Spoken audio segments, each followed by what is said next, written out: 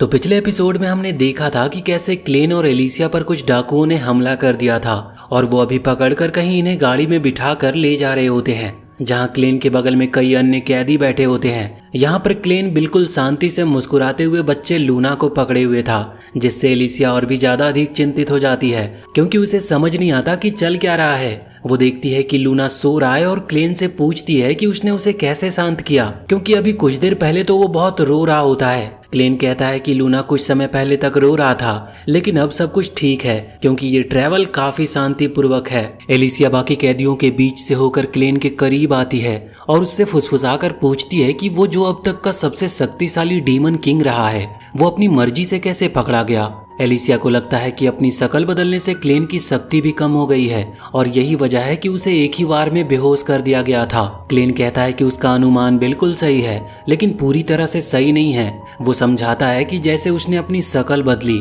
वैसे ही उसका शरीर भी इंसानों की तरह कमजोर हो गया, जो उसे पता नहीं था। इसीलिए जब उसे पीछे से अचानक मारा गया तो वो बेहोश हो गया। तो मूल रूप से बात ये थी कि क्लेन की अभी डिफेंस सिस्टम बहुत कमजोर हो चुकी है, लेकिन वो अपनी शक्तियों का उपयोग करके इसे फिर से मजबूत बना सकता है। तो अब सवाल ये उठता है कि क्लेन अब तक इस मुसीबत से बाहर क्यों नहीं निकला। क्लेन का कहना होता है कि अब जब वो एक इंसान की तरह भेष बदल चुका है, तो वो अपनी असली शक्तियों को तब तक छिपाए रखेगा जब तक लूना अगला राजा ना बन जाए। इसीलिए वो चाहता है कि जो कुछ भी हो रहा है उसे वैसा ही होने दे। और इसके अलावा क्लेन इंसानों की दुनिया के बारे में और भी ज्यादा जानना चाहता है, खास करके कि इन गरीब लोगों को क्यों किडनैप किया गया है, और इसी वजह से उसने अभी तक भागने की कोशिश तक नहीं की। जब एलिसिया को समझ आता है कि क्लेन को कुछ भी नहीं पता, तो वो उसे समझाती है कि वो और यहाँ पर बाकी सभी लोग डाकुओं द्वारा पकड़े गए हैं, जो शायद उन्हें गुलाम बनाकर व्यापारियों को बेचने की प्लान बना रहे हैं। एलिसिया क्लेन से अनुरोध करती है कि वो इंसानों की तुलना डाकुओं के आधार पर ना करे, क्योंकि डाकू उनमें सबसे घटिया होते हैं।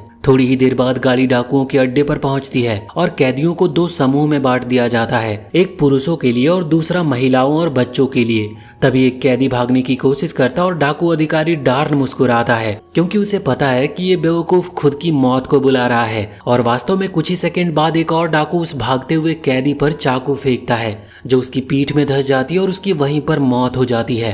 डार्न सभी नए कैदियों को चेतावनी देता है कि वो ये गलती कभी ना करे, वरना उनका भी यही अंजाम होगा। इसके बाद वो एलिसिया की ओर मुड़ता और उसे अपने साथ आने को कहता है। एलिसिया यहाँ पर कुछ कहती इससे पहले ही वो उसे घसीटते हुए अपने कमरे की ओर ले जाने लगता है। उसका मकसद एलिसिया की साजिश को उजागर करना था। क्लेन यहाँ पर सोच ही रहा होता है कि उसे करना क्या चाहिए। तभी एक औरत जिसका नाम कर्म होता है, वो शायद इस मानव तस्करी गिरोह में महिलाओं और बच्चों की जिम्मेदारी संभालती है, वो उसे वहाँ पर खड़ा देख लेती है। क्लेन की गोद में नवजात बच्चा देखकर वो अपनी नौकरानी नू को बुलाती है ताकि वो लूना की देखभाल करे। नू का काम पकड़े गए बच्चों को दूध पिलाने का था। डाकुओं का अड्डा एक खदान में होता है और उस गड्ढे के नीचे एक तालाब था, जिसके तल में एक पौराणिक लाल तलवार पड़ी होती है, लेकिन उस तलवार की रक्षा कोई भयंकर प्राणी कर रहा है। खैर आगे हम देखते हैं कि डार्न ने एलिसिया को ब्रोको के पास लाया होता है। ब्रोको क्रोज नामक डाकुओं के गिरोह का कार्यकारी नेता था। उनके असली बॉस जाजक के अनुपस्थिति में ब्रोको ने शायद ये पद हथिया लिया था, लेकिन कोई विरोध नहीं करता उसका, क्योंकि उसके पास एक पालतू राक्षसी जानवर है जिसका नाम बेटी होता है, जो किसी को भी चीर सकती है। एलिसिया इस जानवर को एक पश्चिमी दानव के रूप में पहचानती है और हैरान हो जाती है कि ब्रोको ने इसे वश में कैसे कर लिया। ब्रोको बेटी से बात करता और बेटी कहती है कि वो किसी पुरुष इंसान के साथ खेलना चाहती है।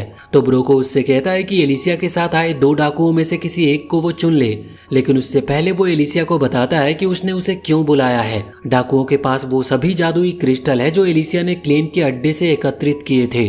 ब्रोको जानता है कि ये क्रिस्टल माउंट मून से है, जो क्लेविटेस का गढ़ है। प्रमाणों और इस तथ्य से कि एलिसिया बेटी को देखकर भी नहीं डरी, वो ये निष्कर्ष निकालता है कि वो हेडेन से भेजे गए 13 नायकों में से एक हैं, जिनका मिशन था क्लेविटेस को मारना। ब्रोको मानता है कि एलिसिया क्रिस्टल से भरा बैग लेकर हेडेन लौट रही थी। फिर वो एक बुरी खबर सुनाता है। राजधानी को क्लेविटेस ने पहले ही तबाह कर दिया है, लेकिन वो कहता है कि ये खबर क्रोजो गिरोह के लिए बुरी नहीं बल्कि फायदे का है। वो एक नकली माना हेडलार्ड तलवार दिखाता है, जो केवल हाइडेन के राज परिवार द्वारा बनाई जाती थी। अब जब पूरा राज परिवार समाप्त हो चुका है, तो इन तलवारों की कीमतें आसमान छू जाएंगी।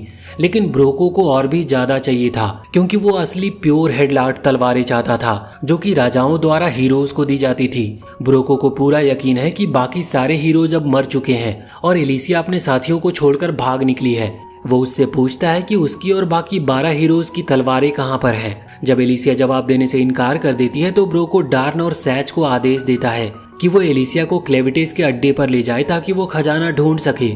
यहाँ पर डार्न सुझाव देता है कि वो एलिसिया को किसी दूसरे खजाने के लिए ले जाएं जो पहले से उनके निशाने पर है, लेकिन ब्रोको अपनी योजना पर अड़ा रहता है। वो दोनों को कहता है कि वो जाने से पहले एलिसिया के साथ थोड़ा एक्सरसाइज कर ले ताकि वो यात्रा के दौरान कोई परेशानी ना करे। उधर क्लेन कर्म के बैंडिट्स इन में वेटर की तरह काम कर रहा था। कई डाकू कर्म पर डोरे डालने की कोशिश भी करते हैं और क्लेन बस यही सोचता है कि ये लोग कितने घटिया हैं। वहीं नू लूना को दूध पिला रही होती है। यहाँ पर नू की बाकी जिम्मेदारियां भी होती है। यहाँ पर वो वेट्रेस के तौर पर भी काम करती है, लेकिन वहाँ पर डाकू ग्राहकों द्वारा उसका बहुत ही शोषण किया जाता है। क्लेन चुपचाप से अपना काम करता और कई डाकू उसकी सेवा से काफी प्रभावित भी होते हैं, लेकिन कर्म को क्लेन को देखकर कुछ अजीब लगता है। सबको लगता है कि वो एक ऑर्क है उसकी सींगों की वजह से, लेकिन उसकी त्वचा बहुत हल्की है और उसकी आंखें किसी हत्यारे जैसी लगती है। यहाँ पर दो डाकू नू को पकड़ते हैं और उसे रात भर शारीरिक शोषण के लिए ले जाते हैं। सुबह वो उसे घावों और चोटों से भरा छोड़ देते हैं। यहाँ पर वो शिकायत तक नहीं करती और चुपचाप लौटकर फिर से लूना को दूध पिलाने लगती है, लेकिन वो दो डाकू अचानक कमजोरी और चक्कर महसूस करने लगते हैं और फिर रहस्यमयी तरीके से खत्म हो जाते हैं क्योंकि क्लेन ने उन लोगों को सबक सिखाया था। यहाँ नू फिर से लूना को दूध पिलाने आती है और उसे क्लेन की गोद में पाती है। उसे नहीं पता होता है कि क्लेन ने उन दो आदमियों के साथ क्या किया। उसका ध्यान सिर्फ बच्चे को दूध पिलाने में होता है। वो लूना को उठाकर एक झोपड़ी में ले जाती है। क्लेन उसके पास ही बैठता और उससे उसके बारे में पूछता है। वो उससे पूछता है कि क्या वो भी क्रोज गिरोह की सदस्य है और वो लोग करते क्या हैं। वो जवाब देने में झिझकती है, लेकिन क्लेन उससे कहता है कि वो बस बोले, वो सिर्फ जानना चाहता है। तो नू बताती है कि वो हमेशा से वहीं पर बड़ी हुई है। उसका एकमात्र पहचान यही है कि वो क्रोज की मेंबर है। उसने कभी अपने पिता को नहीं देखा, सिर्फ अपनी माँ को देखा। वो भी कभी चेहरा नहीं देख पाई, उसका सिर्फ पीठ ही देख पाई है। वो जानती थी कि उसकी माँ गुलाम थी क्योंकि उसने छिपकर देखा था कि कैसे लोग उसकी माँ के साथ जबरदस्ती करते थे। जब वो 12 साल की थी तो उसकी माँ अचानक से कहीं गायब हो गई। वो नहीं जानती कि उसकी माँ मरी या भाग गई। उस शाम जब वो खाना खा रही होती है तो कुछ पुरुष आए और उसे मारा। इसके बाद के कुछ साल उसके लिए नरक थे। उसे एहसास हुआ कि अब तक उसकी माँ ही उसे बचाती आई थी। एक दिन उसकी मुलाकात सिस्टर कर्म से हुई और वहाँ पर कर्म ने उसे समझाया कि अगर वो पुरुषों को संतुष्ट करती है तो वो उसे पीटना भूल जाएंगे। उसने कर्म की बात मानी और सीखा कि कैसे पुरुषों को संतुष्ट किया जाता है। हालांकि वो कर्म जैसी तो नहीं बन सकी, पर अब उसकी जिंदगी थोड़ी बेहतर थी। कम से कम अब उसके पास काम था और वो बच्चों को दूध पिला सकती थी। क्लेन पूछता है कि जब उसका खुद का बच्चा नहीं है तो उसके पास दूध कैसे है। वो बताती है कि वो प्रेग्नेंट थी, लेकिन उसका बच्चा मरा हुआ पैदा हुआ। जब उसने अपने बच्चे की हरकतें महसूस की थी उसे जीने की वजह मिल गई थी, लेकिन जब उसका बच्चा मरा पैदा हुआ तो उसे लगा वो भी मर जाएगी। वो मौत को स्वीकार कर चुकी थी, लेकिन अचानक उसे गर्माहट महसूस हुई और उसने देखा कि एक 6 महीने का बच्चा उसका दूध पी रहा है। उसे देखकर उसे फिर से जीने की वजह मिल गई और तभी से वो बच्चों को दूध पिलाती रही है और अब उसे इस बात की संतुष्टि मिलती है कि वो बच्चे उसकी वजह से जिंदा हैं। क्लेन उससे पूछता है कि क्या वो उसके साथ लूना की वेट नर्स के रूप में चलेगी। वो जोर देता है कि उसे लेने का कोई इरादा नहीं है, लेकिन लूना को वो पसंद है और यही काफी है। लूना भी उसे छूकर ये जताता है कि वो उसे चाहता है। नू जानती है कि ये बहुत ही कमाल का ऑफर है, लेकिन उसे लगता है कि क्लेन भी एक गुलाम है। वो कहती है कि वो चाहती तो है, लेकिन उसके पास और भी बच्चे हैं जिन्हें वो जीवन देना चाहती है। वो क्लेन को लूना सौंप देती है और वहाँ से चली जाती है। उधर गिरोह एलिसिया को एक पुल पर ले जाते हैं और वो उससे कहते हैं कि वो उस पर चले। जब वो पुल के बीच में पहुंचती है तो नीचे देखती है। उन्हें लगता है कि वो कूदना चाहती है और कहते हैं कि वो नहीं बचेगी यहाँ से गिरकर। वो उस नदी में देखती है और क्रिस्टल को पहचानती है। वो बताते हैं कि ये वही जगह है जहाँ पर हीरो कार्ड की मौत हुई थी। तभी एक गुलाम चैलेंज करता है कि अगर वो नदी से वो चीज निकाल लाए तो उसे और उसकी पत्नी को रिहा कर दिया जाए। उसकी पत्नी उसे जाने को कहती है। वो नदी में कूदता है, लेकिन तुरंत राक्षस आकर उसे खा जाते हैं। एलिसिया जानती थी कि वो उसे नहीं छोड़ेंगे। वो जगह एल्बिस साफ्ट होती है जहाँ कई राक्षस 300 साल पहले एक बाढ़ के कारण आ गए थे और वहाँ पर उसकी तलवार मौजूद थी, लेकिन उसे निकालना नामुमकिन था। एलिसिया उन्हें नीच कहती है क्योंकि उन्होंने जानबूझकर उस लड़के को मरवाया था। वो उसे चेताते हैं कि वो सलाह देने के लिए वहाँ पर नहीं है और अब वो आदमी सामने है जो उसे मारेगा। एलिसिया देखती है कि वो एक बहुत ही भयानक आदमी है जो कि उस पर कूदता है और सोचता है कि वो उसके कपड़े फाड़ डालेगा, लेकिन उससे पहले एलिसिया उसका हाथ तोड़कर उसकी तलवार ले लेती है और फिर पुल की रस्सियों को काटकर नीचे छलांग लगा देती है। वो खुद से कहती है कि वो क्लेन की बात पर भरोसा कर रही है कि वो मरेगी नहीं, लेकिन अब वो मरेगी या फिर जिंदा रहेगी और ये कहानी हमें कहाँ लेकर जाएगी ये हम अगले एपिसोड में देखेंगे।